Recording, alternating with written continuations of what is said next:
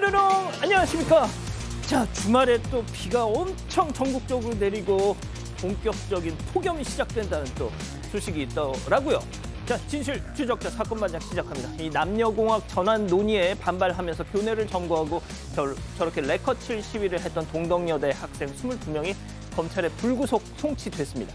학교 측은 당초 학생들을 경찰에 고소했다가 최근 고소 취하와 처벌 불원서를 제출했지만 재물손괴, 업무방해 혐의는 피해자가 처벌을 원치 않으면 형사처벌을 안는 반의사 불벌죄가 아니라서 이렇게 됐다는데요. 앞으로도 진통이 더 이어질 것 같네요. 오늘 피해자 소개 올리죠. 예, 백다혜 아나운서, 양지열 변호사, 박지은 변호사, 김은배 전 서울청 팀장 나오셨습니다. 안녕하세요. 안녕하세요. 예, 자, 영상 가봅니다. 자, 서울 일원동 카페입니다. 발냄새가 진동을 하길래 고개를 돌렸더니 어떤 젊은 남자가 제 쪽을 향해서 저렇게 발가락을 꼼지락 야, 빨리 신발 좀 신어 하신 장다희님. 자, 부산 괴정동의 한 횟집인데요. 음식물 쓰레기를 하수구에다 저렇게 버리고 있습니다.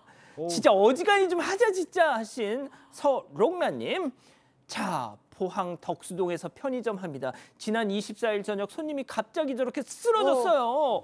호흡이 없더라고요. 급히 심폐소생술을 했습니다. 3분간 미친 듯이 압박을 했더니 뜨 하고 숨을 내쉬더라고요.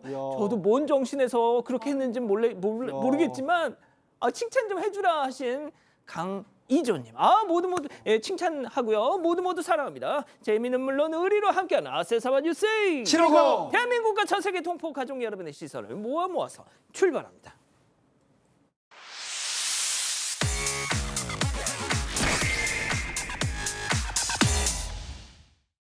첫 번째 가보죠. 자, BTS 슈가 또 미담입니다. 자, 지난 월요일 BTS 이 슈가 씨의 50억 원 기부 소식 짧게 전해드렸죠. 자, 슈가 씨의 이 본명을 담은 민윤기 치료센터 건립에 그 50억 원이 사용된다는데 처음 그 기부 소식이 딱 전해졌을 때 지난해 음주운전 사고를 좀 의식한 게 아니냐 이런 지적도 나왔지만 그런 걸 좀 무색하게 할 만한 비하인드가 딱 공개됐어요. 네, 그렇습니다. 방탄소년단 멤버 슈가 씨가 최근 자폐 스펙트럼 장애아동 청소년 치료센터 건립을 위해서 세브란스 병원에 50억 원을 기부하면서 화제가 됐었습니다. 어제도 오는 9월에 완공될 민윤기 치료센터 건립의 뒷이야기로 미담이 알려졌는데요. 슈가 씨와 함께 치료센터 건립에 힘써온 청근아 소아정신과 교수가 전했습니다. 슈가 씨가 작년 11월에 직접 찾아와서 음악재능 기부 의사를 밝혔다면서 500페이지에 달하는 두꺼운 자폐 스펙트럼 장애 교과서를 상당 부분 읽고 와서 질문도 했다고 밝혔는데요. 사회복무요원으로 그 복무를 할 당시에도 주말마다 지각 한 번 안 하고 아이들을 만나서 직접 음악 수업에 참여를 했고 아이들은 BTS 슈가인 줄도 모르고 선생님으로 알고 있었다고 합니다. 슈가 씨인 줄도 몰랐어요. 하긴 정말 거기 친구들도 좀 어디서 본 사람 같은데 누구지? 설마? 에이, 아니야 했겠죠. 슈가가 왜 여길 와서 가르치겠어. 슈가가 올 일이 있겠습니까? 아무런 상상을 하지 않았기 때문에 저런 일이 일어나는 건데요. 자, 이제 소집 해제가 되면서 BTS 멤버 7명 전원이 병역의무를 마친 상황입니다. 앞으로 저는 더 비승할 것 같은데 실제로 군대 가야 되나 말아야 되나 논란들이 있었거든요. 저는 감사하다는 말씀 좀 드리고 싶어요. 다 갔잖아요, 그냥. 그러니까. 뭐 필요 없다 갈 때나 이제 갔다 왔고요. 갔다 와도 그 인기 그대로 유지된다는 거 반드시 보여줬으면 좋겠습니다. 좋습니다. 자, 다음 이어가죠. 자, 별안간 와장창입니다. 자, 보고도 믿기지 않는 아찔한 순간들 첫 번째 제보 영상 만나보시죠. 자, 한 남녀가 건물 앞을 지나가는데 잠시 후요. 한 남성이 하늘을 저렇게 쓱 보더니 갑자기 후다닥! 자, 방금 뭐야 이거? 자, 빵! 무려 건물 10층에서 뚝 떨어진 유리창 그리고 파삭! 산산조각! 인공잔디와 도로 위에는 깨진 파편들이 확 저렇게 널브러져 있는데요. 자, 양 변호사님, 글로벌픽에서만 보던 그런 사고 영상을 봅니다. 끔찍한 사고가 날 뻔했어요. 네, 글로벌픽 영상이 아니라 저기 인천이었습니다. 지난 13일 저녁이었고요.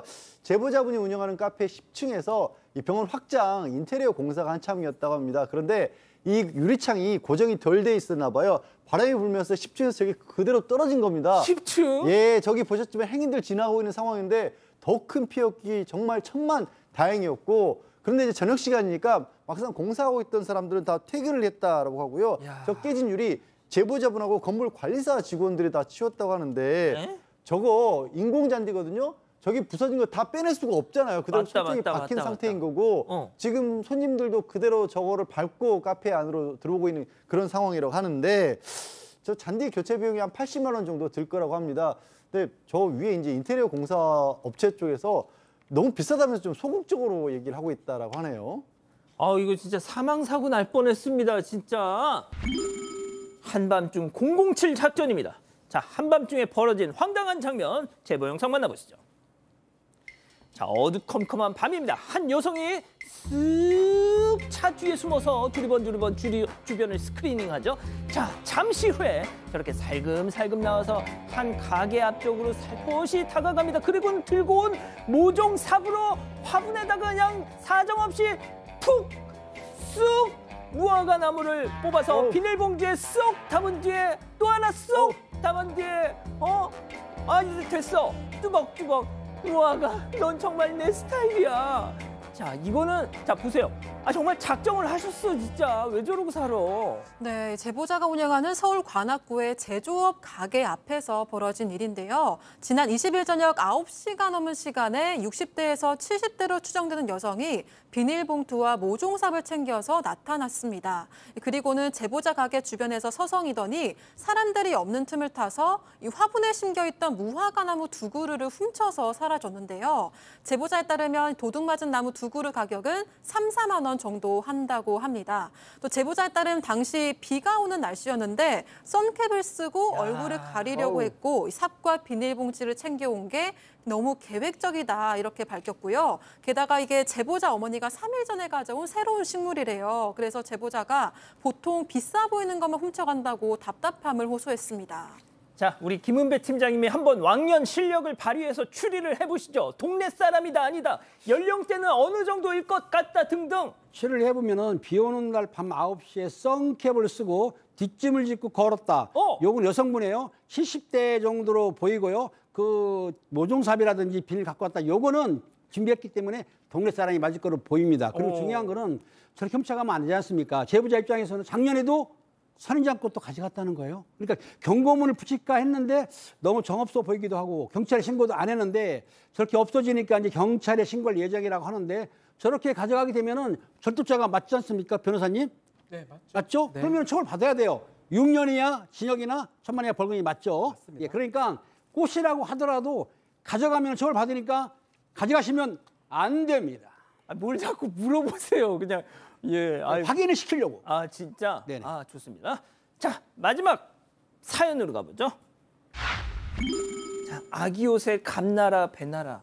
자, 집단 지성의 판단을 받아보고 싶으시다면서 제보해 주신 사연 함께 들어보시죠.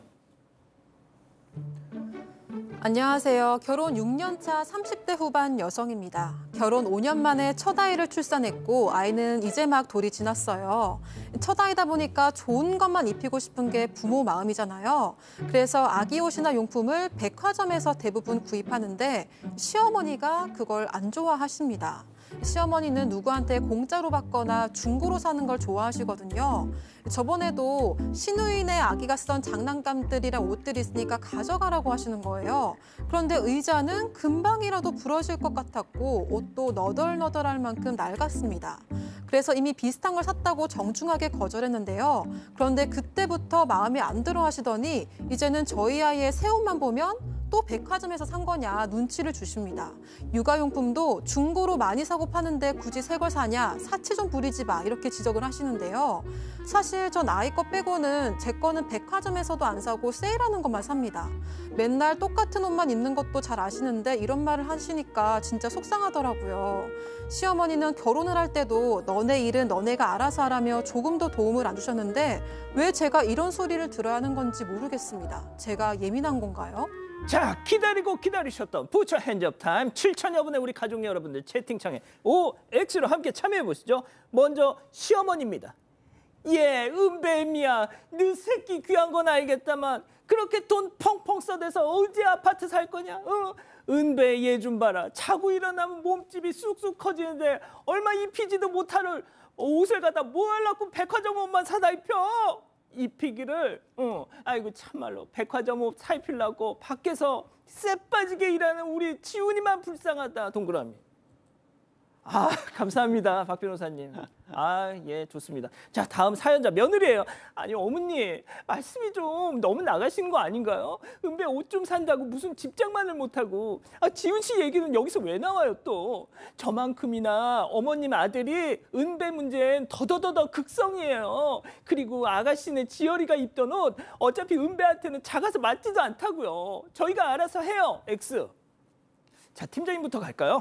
그렇습니다. 저 아내분 같은 경우에는 초다에 나가지고 얼마나 예쁘겠습니까? 그러니까 조금 이렇게 좋은 걸 입히고 싶은데 사치하는 건 아닙니다. 그런데 시어머니가 다리가 부러질 정도의 그 의자를 준다든지 아니면 너덜너덜한 옷을 줬다는 문제가 있기 때문에 육아는 그 아내가 하는 게 맞고요. 시어머니는 돈만 대주면 되는 건데 일일이 간섭하면 좋을 사람 없습니다. 제가 보기에는 그냥 며느리한테 용돈만 주시고 아이한테 하소연하고 하시지 뭘 사라 말하시면 안 됩니다. 자, 양 변호사님. 그러니까 아마 시어머님이 많이 아껴 쓰시는 분이신 것 같아요. 그리고 또 아껴 쓰는 것 자체는 좋은 거고요. 거꾸로 요즘에 제가 봐도 뭐 아이용품에 너무 돈을 많이 쓰는 그런 분위기도 있긴 해요. 근데 사연자님이 보니까 본인도 세일하는 거 사신다고 하시고 백화점도 아예 안 산다고 하시고 또 아기용품이요. 워낙 상품들이 많아서 백화점에서 가서 사도 세일하는 걸 사면 또 좋은 거 많이 살 수 있거든요. 그러니까 어머님이 잘 모르시고 그런 사정을 잘 모르시고 그런 것 같은데 어쨌든 서운하시죠. 그 사정도 좀 설명을 해주실 필요는 있을 것 같습니다. 예, 백다혜 아나운서. 네, 저도 사연자가 예민한 건 아니라고 생각하는데 시어머니랑 부딪히지 않기 위해서 시어머니를 만날 때는 좀 새 옷 말고 그냥 입던 옷을 입히거나 하는 게 좋을 것 같다. 좋은 방법. 네, 이런 생각을 했습니다. 야, 그렇군요, 박 변호사님. 뭐 정답 아닌 정답이 나온 거예요. 어. 사실은 성격의 문제입니다. 또 시어머니 아이 옷 잘 몰라요. 중고예요, 어머니. 왜 그랬어요? 하면 중고인지 압니다. 일부러 막 예. 흙바닥에서 굴려. 세일한 거예요. 반값이래. 이러면 다 그 믿거든요. 저는 뭐 그게 옳고 그름을 떠나서 맞춰줄 수 있는 부분입니다. 어머니가 그걸 좋아하신다 그러면 굳이 비싼 거 아닌 것처럼 해도 되는 거고요. 본인 원하는 거 사요. 산 다음에 세일했어요라고 할 수도 있는 거고 여러 가지 방법이 있기 때문에 아니면 또 그 필요하다면 남편을 통해서 전달이 가능합니다. 아 근데 요즘 시어머님들도 다 네. 이렇게 검색 이런 거 잘 하셔가지고 알면 좀 곤란하긴 한데 어쨌든 잘 맞춰서 하면 된다는 생각이 들어서 저는 좀 오를 좀 들었습니다. 그렇군요. 우리 가족 여러분들은요? 네, 삐삐님은 사줘도 부족한데 왜 저러시나요? 라고 하셨고요. 김인수님도 시어머니가 선 넘는 것 같습니다. 라고 하셨습니다. 하지만 어깨죽지님은 엄마 마음은 알겠지만 아이 금방 자라는데 굳이 백화점까지 어머니 마음도 이해가 됩니다. 라고 하셨습니다. 그렇군요.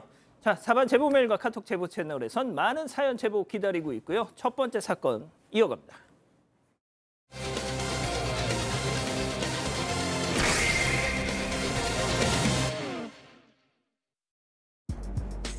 약물운전 혐의로 입건된 개그맨 이경규 씨. 24일 밤 약 1시간 반의 조사를 마치고 취재진 앞에 섰습니다. 그게 선생님 운전하시는 참 뭐라고 말씀드릴지 모르겠네. 해프닝이라고 하기에는 좀 그렇고 근데 바꿨습니다. 이 안에도 비슷해요. 그리고 제가 운전을 잘 안 해요. 인터뷰 도중 가슴 통증을 보인 이경규 씨를 향해서 대중들은 안타깝다는 반응을 보이기도 했습니다. 그런데 어제 저녁 사건 당일 이 씨의 행적이 담긴 영상이 공개되면서 대중들의 반응이 엇갈리고 있는데요. 그날 이경규 씨에게 무슨 일이 있었던 걸까요? 예, 저희가 이제 방송인 이경규 씨 관련된 내용 뭐 짧게 소개해드리긴 했습니다만 들으신 것처럼 어제 이 사고 당일에 이경규 씨의 어떤 행적이 CCTV 영상이 공개가 되면서 상당히 좀 파장이 커지고 있습니다. 저희가 이거를 처음 CCTV 영상을 보도한 방송국에 관련 영상을 제공해 줄 수 있는지 물었는데 뭐 거절을 당해서 저희가 이제 그 영상을 그대로 전해드리진 못합니다. 네, 자 지난 화요일에 경찰에 조사를 받았습니다. 약물에 취한 상태로 운전했을 때 도로교통부 위반이 되고요.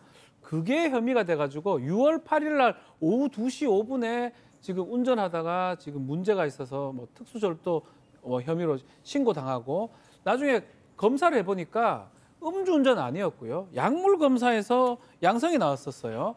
그래서 국가수에 정밀 검사를 요청을 해보니까 또다시 양성 반응이 나왔습니다. 결국 약물을 한 상태로서 운전했기 때문에 도로교통법 위반으로 이경규 씨를 입건했고 조사했던 상황입니다.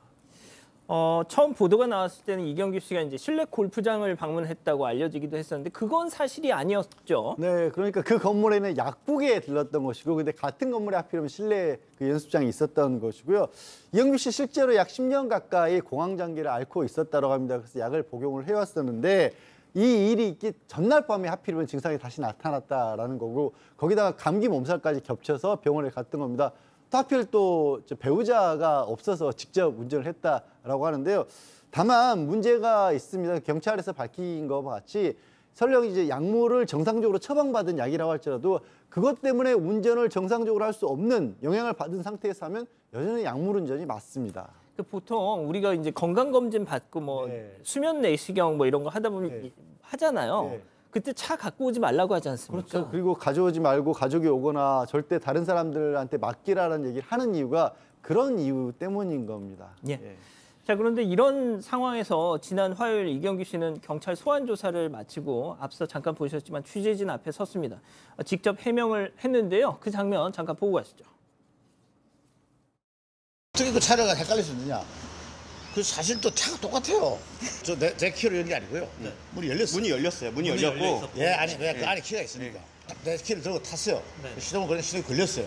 그래서 난 내 차인 줄 알고 이렇게 맞추고 그걸 갔죠. 저는 매니저 차를 항상 타고 다니기 때문에 제 차는 잘 안 타는 기 때문에 1년 이상을 탔는데도 10,000km가 안 돼요. 그냥 동네만 왔다 갔다 하고 그랬는데 이거 참 저는 제 차에다가 뭐를 갖다 걸어놓지 않아요. 아무도 없어요, 차 안에. 자, 팀장님이 좀 더 설명해 주시죠. 그렇습니다. 처음 보도가 나왔을 경우에 주차 직원이 실수로 해서 이 씨에게 다른 차량을 연결해줬다고 했기 때문에 그 입장을 전달한 바가 있는데요. 근데 이 씨도 마찬가지예요. 똑같은 차종에 똑같은 색의 차량이기 때문에 같은 차량의 내부가 똑같다는 거예요. 그러다 보니까 이 씨가 차키를 갖고 있었지만 차에 문이 열려 있으니까 탔어요. 타는데 보니까 마침 또 그 차에 차키가 있었던 거예요. 그러니까 시동이 걸 수가 있었던 것이죠. 그리고 앉아보니까 시트 포지션이라든가 내부 보니까 이질감이 없어. 비슷한 상태이기 때문에 이게 내 차구나 생각을 했던 것인데요. 그렇기 때문에 시트가 좀 올라가 있어서 시트를 조정한 다음에 운전하고 갔다는 얘기이기 때문에 이 차량을 타인의 차량으로 보질 않고 본인의 차량으로 생각을 했던 것이죠. 자, 이경규 씨는 또 취재진 질문에 이런 또 대답도 했습니다. 뭐 계속 이어서 들어보시죠. 혹시 마지막으로 차를 바꿔 탄 거 말고는 다른 문제는 없을까요? 다른 문제는 뭐 크게 다른 문제에 있어서 고발이 들어왔겠죠. 근데 뭐 다른 데서 전혀 고발이라든지 이런 건 없으니까. 자, 그런데 바로 어제 또 다른 상황들이 있었다는 게 영상으로 확인이 됐죠. 체크포인트 짚어보죠. 차 들이받고 비틀비틀입니다. 앞서 지난 6월 8일 이경규 씨의 행적이 지금 보시는 저런 영상으로 타 방송국의 어떤 보도로 이렇게 조금씩 알려졌더라고요. 네, 사건 당일 이경규 씨의 행적과 관련된 CCTV 영상이 공개가 됐습니다.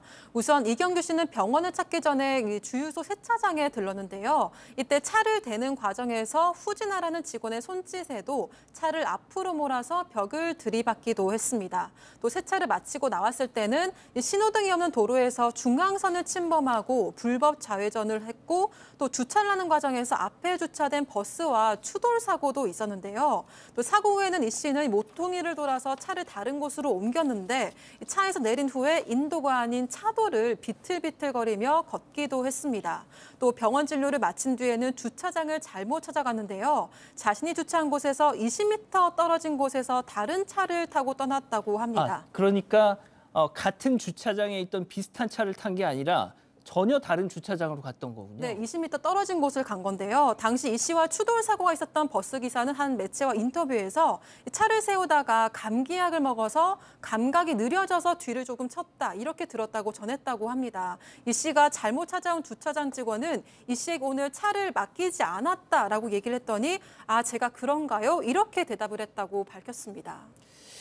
그러니까 이제 차를 바꿔 탄 거 말고 지금 들으신 것처럼 뭐 몇 가지 이제 문제들이 있었는데 이런 얘기를 들어보니까 그날 운전을 이경규 씨가 안 했더라면 하면 안 됐어. 본인도 사실은 그 얘기를 합니다. 조사받고 나오면서 하는 말이 공황장애약을 이렇게 먹고 운전하는 것은 안 됐다. 이런 건 잘 몰랐다. 크게 인지하지 못했다라고 하면서 약간 후회하는 듯한 말, 또 자제해야 되겠다 이런 말을 했는데 또 한편으로는 이제 차가 바뀌었던 부분, 그 부분은 주차 요원의 어떤 실수 같은 측면도 있는 것 같고요. 그래서 정신과 전문의가 공황장애약을 먹었다고 해가지고 항상 뭐가 문제가 생기는 건 아니다. 그 정도 차가 바뀌는 거는 사실은 뭐 이런 약하고 관계없는 일 아니냐라고 얘기를 하는데 이제 문제는 좀 전에 나왔던 그 장면들입니다.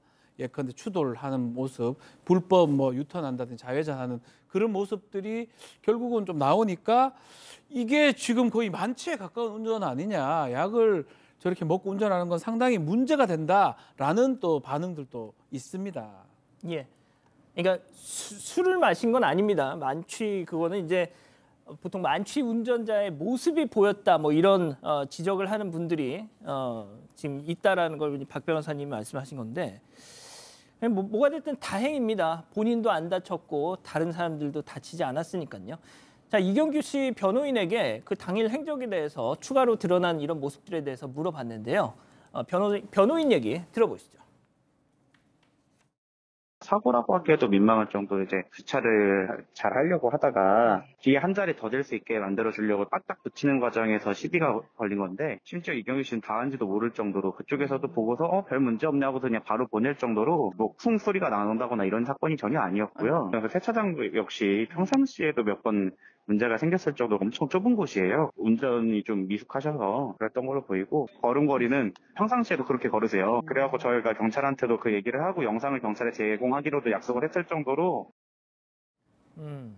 자, 양 변호사님이 좀 정리를 해주시죠. 그러니까 지금 어떤 얘기냐면 아까 이경규 씨가 이 경찰에 입건될 만한 다른 사건은 없다라고 얘기했는데 지금 뭐 주차와 관련해서 쿵 부딪히기도 하고 세차장 들이마는 그런 일이 있었다라는 거잖아요. 그 얘기가 차 바꿔 탄 것 말고 그러니까 법적으로 사건이 될 만한 그런 게 없었다라는 얘기인 겁니다. 얘기라고 지금 해명을 하고 있고 그리고 말씀드린 것처럼 앞에 있는 차를 들이받는 일이 있었는데 그거는 주차하는 과정에서 공간을 좀 좁히려다가 살짝 부딪힌 거라서 풍소리도 안 났고 서로 뭐 이런 게 실랑이도 없었다라는 것이고요. 세차장은 워낙 좁아서 평소에도 그런 일이 조금 있었다. 그러니까 전반적으로 자주 운전을 하지 않다 보니까 운전 미숙 때문에 발생한 일이라는 것 그리고 이제 걷는 게 좀 이상하다는 얘기도 있었는데 걸음걸이. 평상시에 이경규 씨가 그렇게 좀 걷는다라고 하면서 그런 평상시 영상을 또 경찰에 제출을 했다라고 합니다.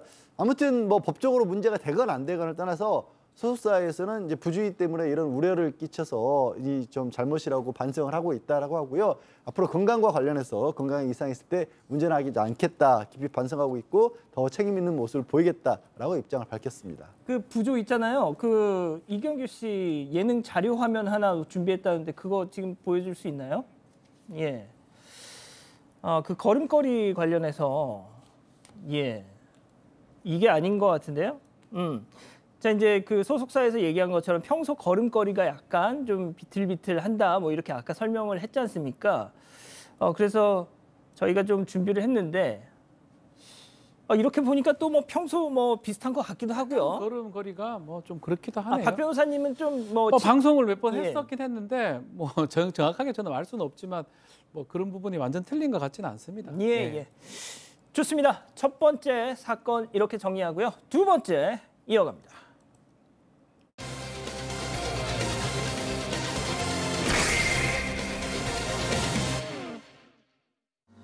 택시기사를 흉기로 살해한 20대 남성이 경찰에 붙잡혔습니다.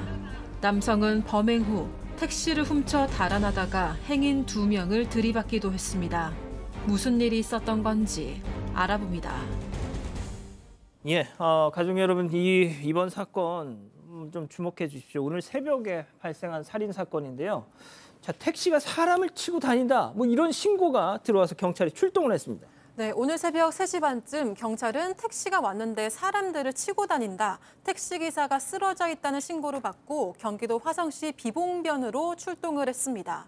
경찰이 도착했을 때는 택시는 이미 현장을 떠나 있던 상황이었고요. 60대 택시기사가 쓰러져 있어서 119로 병원에 이송됐지만 사망했습니다. 또 택시기사를 살해하고 택시를 빼앗아 달아난 남성은 도주 과정에서 마을 주민 2명을 치고 달아나기도 했는데요. 주민들은 인근 병원으로 이송됐고 이 골절과 타박상을 입은 걸로 전해졌습니다.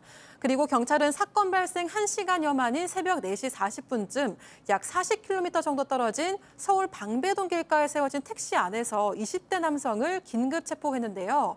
이 남성은 오늘 새벽 서울 강남에서 택시를 탔고 경기도 화성시에 있는 집으로 귀가하던 중이었던 걸로 전해졌습니다. 자, 화성시 비봉면 모두가 잠든 새벽에 이 한적한 교회에서 살인 사건이 벌어졌다는 것도 충격적인데 도주 과정에서 2명이나 치고 달아났다는 겁니다. 자, 그 마을 주민 얘기 직접 들어보시죠. 자기도 모르게 소리치니까 그 사람을 들이받고, 그러니까 저 앞집 사람이 또 그 사람 소리를 듣고 나오니까 그 사람을 치고 컨테너에 있는 그 길도 아닌 데로 갔다가 낭떠러지로 떨어졌다가 길이 뻥 뚫렸으니까 이리 왔다 여기가 또 막혔으니까 전차 치고 이 사과나 뭐 치고 돌려서 간 모양인데 외진 길에 어떻게 들어왔는지 모르겠네요. 그 택시가 그 시간에 여기까지 오는 일도 많이 거의 없지. 거의 없는데 길도 아닌데 거기까지 갔느냐고.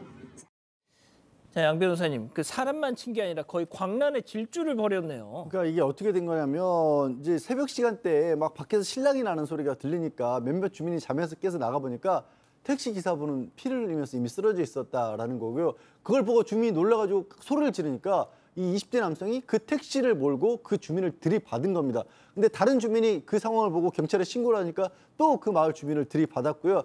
그리고 빠져나가려고 하는데 저 마을이 막 길이 좀 고불고불하고 춥다고 합니다. 그래서 주행을 하면서 다른 주차되어 있는 차 긁어버리고 나무 받아서 쓰러뜨리고 그러다가 빠져나가지를 못해서 이리저리 막 길도 아닌 곳으로 막 들어갔다 나왔다 했다라는 건데 애초에 이 마을이 잘못 들었을 경우 잘 못 빠져나가는 길이 경우가 종종 있다라고 하네요.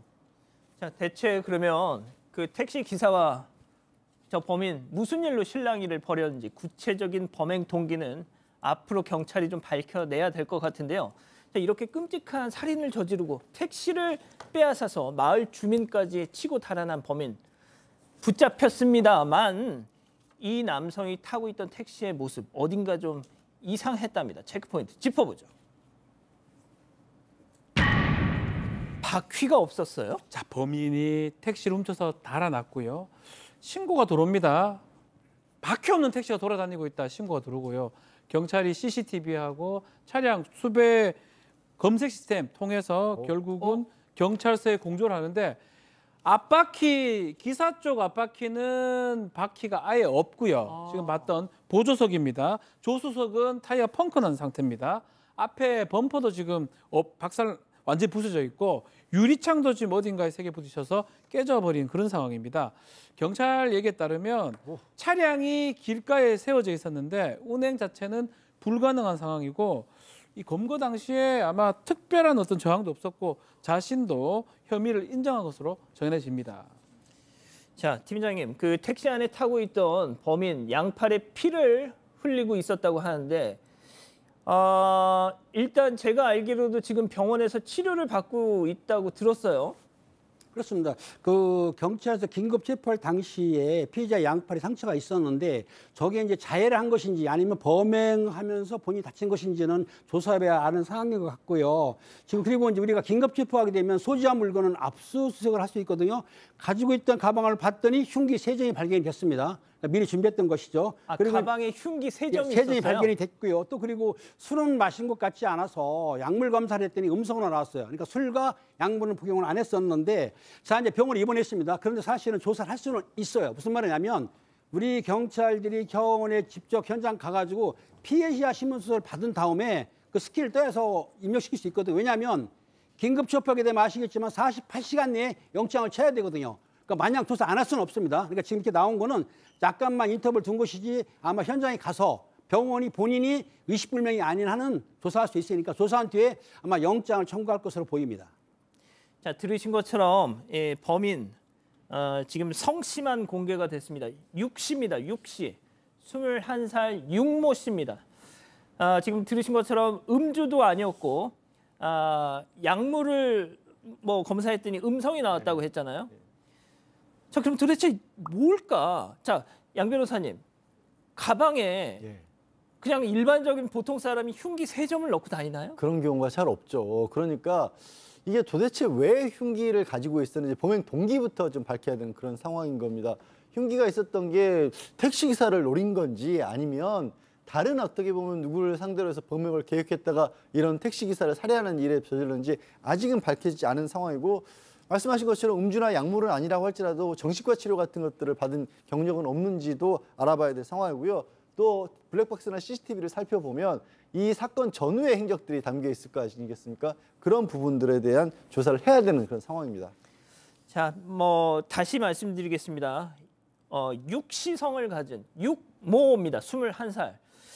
가방에 흉기 3점을 갖고 다니다가 오늘 새벽에 그런 살인 사건을 벌인 겁니다.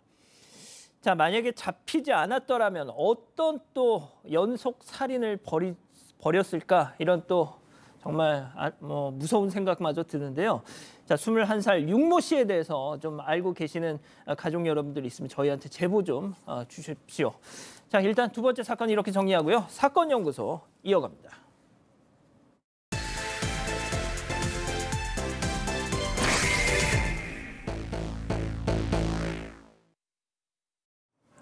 한 여성의 어린 자녀가 어느 날 갑자기 세상을 떠났습니다. 경찰 조사에 나선 여성은 믿기 힘든 이야기를 털어놓는데요. 아이를 죽인 범인으로 자신의 또 다른 딸을 지목한 겁니다. 하지만 법정에 선 딸은 정반대의 진술을 내놓는데요. 오늘 사건연구소의 키워드는 살인자로 몰린 소녀입니다. 자, 가족 여러분, 제가 12년 전에 이런 사건이 있었구나. 물론 12년 전 2013년에 저 역시도 이 사건에 광분을 했었겠죠. 자, 그런데 12년이 지나가서 저는 까맣게 잊고 있었습니다. 오늘 이걸 다시 리뷰를 하면서 그래, 그때 그런 일이 있었지. 정말 다시 한번 충격을 받았는데요. 자, 이런 비극이 반복되질 않길 바라는 마음에서 준비했습니다. 자, 한 어린아이가 응급실에 실려오면서 이 사건의 전모가 드러납니다. 네, 그렇습니다. 2013년 8월 16일이었습니다. 경북 칠곡에서 8살짜리 어린아이가 갑자기 배가 많이 아프다면서 복통을 호소를 했고요. 응급실로 호송을 했지만 안타깝게도 숨지고 말았습니다. 그런데 여기서부터가 좀 이상해집니다. 아이 엄마가 그 지역에 있는 아동센터에 전화를 걸어서 애가 죽었는데 장례를 어떻게 치러야 되느냐라고 문의를 한 겁니다. 아동센터에서는 아무래도 수상쩍다 싶어서 경찰에 신고를 했고 경찰이 조사를 해서 아이를 부검을 해본 결과 외부 충격에 의한 장기 손상이었던 거예요. 단순 복통이 아니었던 겁니다. 게다가 아이 온몸이 멍과 상처로 뒤덮여 있었던 겁니다. 더욱 무서운 것은 팔이 거의 기형에 가까울 정도로 뒤틀려 있었습니다. 도대체 8살짜리 꼬마 여자아이의 팔을 뒤틀릴 정도로 그렇게 외부 물리적인 충격을 가한 사람이 누구예요? 네, 이 사건을 더 충격적으로 몰고 간 건 바로 이 범인의 정체였습니다.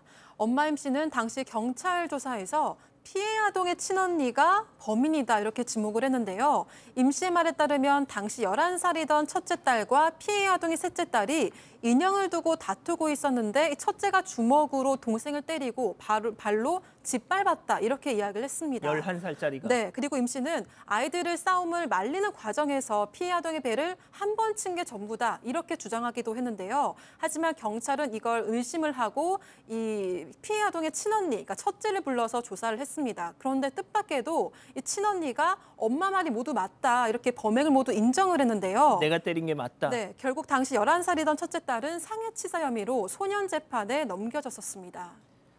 자, 박 변호사님, 네. 11살짜리 큰아이가 막내 제가 때린 게 맞아요. 그래서 죽었어요. 자, 그럼 재판에서 어떻게 됐습니까? 자, 법정에서는 놀라운 일이 일어납니다. 다른 얘기를 합니다. 사실 내가 그렇게 한 게 아니고 거짓 진술했다라고 주장을 하고요. 실제로 동생을 때린 사람은 내가 아니라 엄마라고 얘기를 합니다. 엄마가 10여 차례 동생의 배를 밟았다고 하고요. 알고 보니까 이 엄마가 이 친언니하고 피해 아동의 친모가 아닙니다. 재혼, 아빠가 재혼을 하면서 했던 이 계모였다고 보였고요. 1년 반 전에 이제 결혼을 하면서 이제 계모였는데, 게다가 이렇게 폭행을 한 이후에 진술에 따르면 피해 아동이 배를 움켜쥐고 고통을 호소하는데도 불구하고 이틀 동안 이를 방치했다고 합니다. 자, 도대체 왜 8살짜리 이 피해 아동, 사망한 이 피해 아동의 11살짜리 친언니는 스스로 죄를 뒤집어 썼던 걸까요? 이 자매를 친딸처럼 보살펴줬던 고모의 얘기, 당시 증언 직접 들어보시죠. 뭐 팔도 했다, 뭐 다 했다 그러는데 가 자기 한 거 없다고 그랬어요. 계모가 다 했는데 그걸 자기 뒤집어 쓰고 시킨다고. 그 세탁기 집어넣고 돌렸나 봐요. 그래서 숨이 막혔다 그러더라고요. 죽을 것처럼 머리 막 다 뒤집어지고 이랬는데 세탁기 문이 고장났나 봐요. 아빠가 오자 세탁기 문을 발로 차서 고장냈다고 일러갖고 또 놨다고. 세탁기 안에 넣고 돌렸다고요? 그렇습니다. 계모 임씨 같은 경우에는 그 피해자의 친언니지 않습니까? 친언니 말을 안 듣는다고 세탁기에 넣어서 돌리기도 했고, 그리고 첫째, 셋째, 이제 셋째는 피해자인데 그들에게 이제 그 청양고추 아시지 않습니까? 어른도 먹기 힘든데 청양고추를 강제로 먹이기도 했고요. 아, 저 일부러 세탁기군요. 예, 세탁기 돌린 거고, 그리고 또 뭐 화상을 입히기도 하고 밥을 굶기는 일도 다반사 있었다는 거예요. 상당한 얘기죠. 그런데 계모 임씨에는 친딸이 있었는데 친딸한테만은 이런 행동을 하지 않고 오히려 보호를 했고요. 그런데 중요한 게 있습니다. 아버지 김 씨는 자기의 친딸들이 이렇게 학대받는 거를 알면서도 불구하고 그 계모 임씨에 따라 놔두고 이 자기가 한 친딸 애들만 그렇게 오히려 그 손찌검을 해온 것으로 드러났기 때문에 상당히 이게 아빠도 아닌 것이죠. 일단 계모의 학대는 그 피해 아동이 사망하기 전까지 454일간을 계속해서 학대를 했는데요. 그리고 처음에 이제 언니가 했다고 했지 않습니까? 피해 아동의 친언니, 누나의 언니에게 누명을 씌울 때 뭐라고 했냐면은 시키는 대로 안 하면 죽여버리겠다. 이렇게 협박과 폭언을 했으니까 이 아이가 겁을 먹고 거짓 진술을 한 것이죠. 그 가족 사진 다시 한 번만 보여주세요. 가족 사진. 자, 저 계모는 저 큰 아이한테 야, 너 시키는 대로 안 하면 너 죽여. 협박을 했습니다. 폭행을 했습니다. 그리고 세탁기에 넣어서 돌리기도 했고요. 그래서 하는 수 없이 저 사진 맨 왼쪽에 있는 큰 아이는 계모가 시키는 대로 거짓 증언을 했던 거죠. 그리고 둘째, 저 집의 둘째, 저 두 부부의 맨 오른쪽 친딸은 유일하게 때리지 않았습니다. 맨 왼쪽 첫째와 가운데 막내만 학대를 했던 거죠. 자, 그런데 계모와 친부의 악행이 여기서 멈추지 않았습니다. 이어서 피해 아동의 당시 고모 얘기 들어보시죠. 뭐 사실은 죽어가는 모습 봤어 이러는 거를 어떻게 봤어 이렇게 물어보니까 동영상을 봤다고. 동영상을 찍어서 아빠가 자기한테 보여줬대요. 그 동영상을 보면 이렇게 눈을 감고 숨을 급하게 몰아하시면서 누워있고 주방에서 계모가 자기 딸 보고 와서 저녁 먹어라 이렇게 했대요. 악마죠. 당연히 악마예요. 엄청난 악마입니다. 말이 안 나오네요, 진짜. 네, 친부의 태도도 충격적인데요. 친부는 한 방송에 출연해서 애기 엄마에게 오히려 미안하다 이런 발언을 했습니다. 솔직한 말로 나를 안 만났다면 이렇게 된 일은 없었다. 학대가 아닌 체벌이었다. 이렇게 얘기하는 등 전혀 반성 없는 태도를 보였는데요. 피해 아동의 친언니는 계모에게 누명을 쓰고 나서 친부와 함께 지내면서 사실을 털어놓지 못했지만 심리치료를 받으면서 변호인단에게 학대 사실 등을 털어놨다고 합니다. 이후 피해 아동의 친언니는 재판부에게 계모를 향해서 아줌마를 사형시켜 주세요라고 편지를 쓰기도 했는데요. 네, 해당 편지의 내용을 보면 나는 너무 괴롭다. 판사님 사형시켜 주세요. 전 그 아줌마가 없어졌으면 좋겠어요. 부탁드려요. 이렇게 적혀 있습니다. 그 아줌마를 사형시켜 주세요. 지금 큰 아이가 쓴 11살 첫째가 쓴 지금 재판부에 보낸 편지입니다. 자, 앞서 들으셨죠? 그 친부란 사람 제 처가 저 같은 놈을 만나서 이렇게 고생을 박 변호사님. 네. 뭡니까 도대체 이게? 근데 더 소름 끼치는 게 이 계모 이 임 씨가 편지를 이제 직접 그 피해 아동의 친언니한테 보냈던 부분이 가장 충격적입니다. 첫째한테. 예, 첫째한테요. 이게 뭐가 있냐면 감옥에 지금 있지 않습니까? 사랑하는 내 첫째 딸 엄마가 만나서 꼭 안아줄게. 사랑해줄게. 너 빈혈 있으니까 골고루 묻고 유산균 음료 챙겨 먹어라. 뭐 이까지는 걱정하는 척 뭐 포장되기도 했는데 놀라운 부분이 하나 있습니다. 엄마가 집으로 가면 꼭꼭 같이 여행 가자. 엄마가 집에 갈 때까지 힘들더라도 잘 지내라. 아이가 어떻게 받아들였겠습니까? 엄마가 돌아올 수 있구나. 협박이 느껴질 수 있는 그렇죠. 부분이거든요. 사실은 포장을 해서 쓴 거긴 하지만 이 편지 자체가 위협하거나 협박할 수 있는 부분도 있습니다. 아동한테는 그럴 될 수가 있어요. 더더군다나 지금 문제가 계속 자꾸 엄마 좋은 엄마인 것처럼 그런 편지를 써라고 요청을 했던 것도 드러났기 때문에 이런 것들이 다 문제가 됐습니다. 양 변호사님, 그냥 결론부터 가겠습니다. 계모 임 씨는 2029년 출소입니다. 네. 친부 네. 이미 7년 전에 출소해서 이 방송을 분명 볼 겁니다. 왜냐하면 지금 계모와 친부에게 적용된 첫 번째 형이 살인죄가 아니라 상해치사였습니다. 그러니까 1심 재판부가 보니까 왜 상해치사냐면 한 번 폭행을 하고 나서 그 뒤에 방치해뒀다가 이틀째 숨졌다. 이 얘기는 처음부터 죽일 생각이 있었던 건 아니다. 그러니까 살인의 고의가 있지 않았다라고 그렇게 판단을 한 겁니다. 그리고 이게 한 차례 그렇게 폭행을 가했을 뿐이지 무차별적으로 폭행한 것도 아니다라고 이렇게 양형 이유까지 밝혔는데 근데 좀 상당히 늘어나긴 늘어났잖아요. 뭐가 있었냐면 그 11살짜리 친언니 첫째 딸 있지 않습니까? 거짓말 시켜서 동생을 죽인 것처럼 강요해서 재판까지 받게끔 만들었잖아요. 이건 아동학대다. 그래서 그에 대해서도 이 계모는 9년 그리고 친아버지는 3년 이렇게 선고를 했는데 우리 법이 그러면 10년 9년이니까 19년을 하는 게 아니라 두 개를 합쳐서 15년으로 최종적으로 조율을 한 겁니다. 그래서 말씀하신 것처럼 계모는 2029년에 출소를 하고 친아버지는 4년형을 이미 마친 겁니다. 자, 박 변호사님, 12년이 지났습니다. 당시 저 아줌마 사형시켜주세요 편지를 썼던 큰 아이, 11살짜리 아이는 지금 성인이 됐을 것이고 친부는 지금 이 방송을 어떻게 되든 볼 것이고 볼 가능성이 있죠. 예. 2018년도에 이미 출소를 했습니다.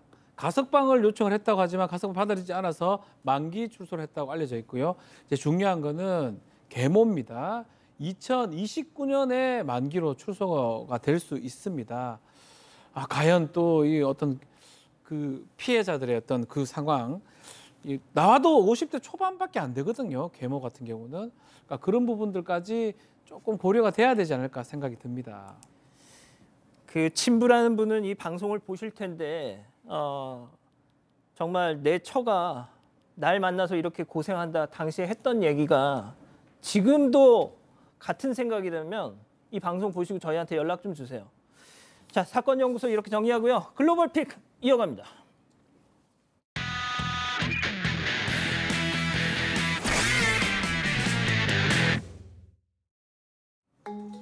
인부가 커다란 건축자재를 힘겹게 옮기고 있습니다. 그리고 도로 바로 옆에서는 공사를 하고 있었던 건데요. 그런데 몸을 돌리는 순간 차량이 뒤에서 스쳐서 날아가는데요. 그 차가 서서 와. 네, 그 차는 멀리 날아가 버리고 밀려온 다른 차량도 바로 뒤에서 멈춥니다. 한 끗 차이로 충돌을 피한 인분들이 깜짝 놀라서 뒤를 돌아보고 있는데요. 부딪힐 뻔했어. 네, 앞선 차의 운전자가 깜빡 조는 바람에 주차된 인부의 차를 들이받았던 겁니다. 그 차에는 운전자와 가족들이 타고 있었지만 다행히 모두 작은 부상만 입었다고 하네요. 이야, 세상에. 자, 다음 이어갑니다. 한 건물에서 화재가 발생했습니다. 창문 밖으로 시커먼 연기가 끊임없이 뿜어져 나오고 있습니다. 자, 그런데 건물에서 탈출한 듯한 사람이 저 밑에 인도에 주저앉아 있는데 아직도 누가 남아있나 봅니다. 내보내달라는 분명히 저기에서 들려오고 있습니다. 사람 있어요, 저 안에? 네. 창문으로 불길까지 내보이기는 그때 저기 밑으로 커다란 트럭이 가까이 다가옵니다. 자, 그러자 연기 사이로 저 연기 사이로 몸을 누군가 날립니다.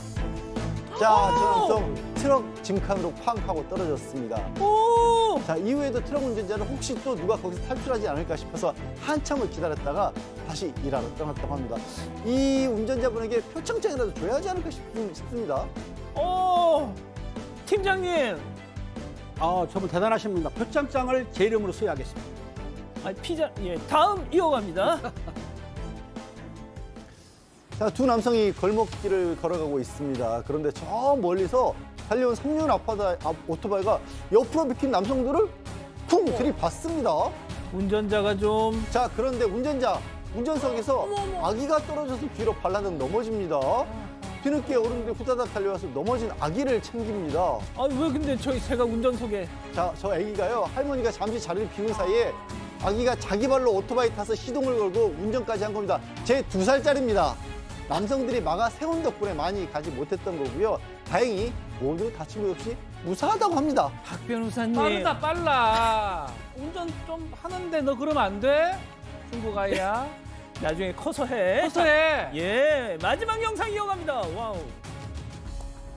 네, 인도 위에 원숭이들이 이렇게 잔뜩 모여 있습니다. 주차된 차 위에도 보시는 것처럼 한 마리가 있는데요.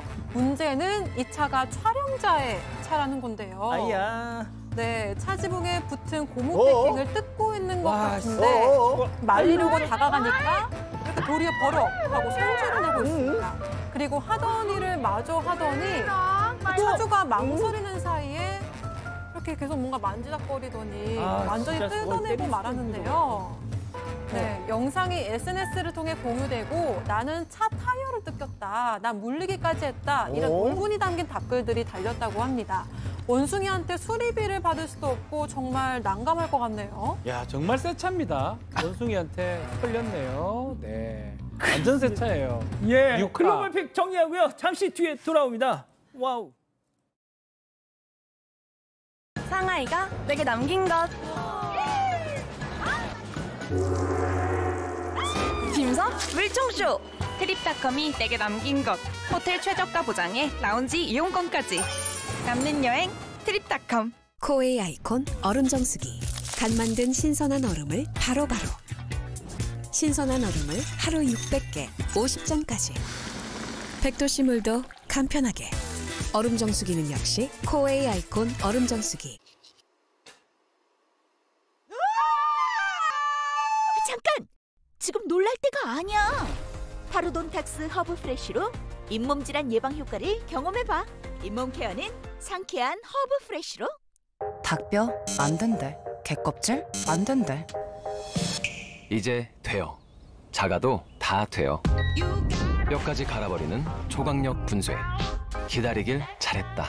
쿠쿠 에코웰 음식물 처리기. 예, 사랑하는 사건반장 가족 여러분, 시원한 밤 보내시고요. 저희는 내일도 사반 750 저녁 7시 50분에 다시 옵니다. 안녕히 계십시오.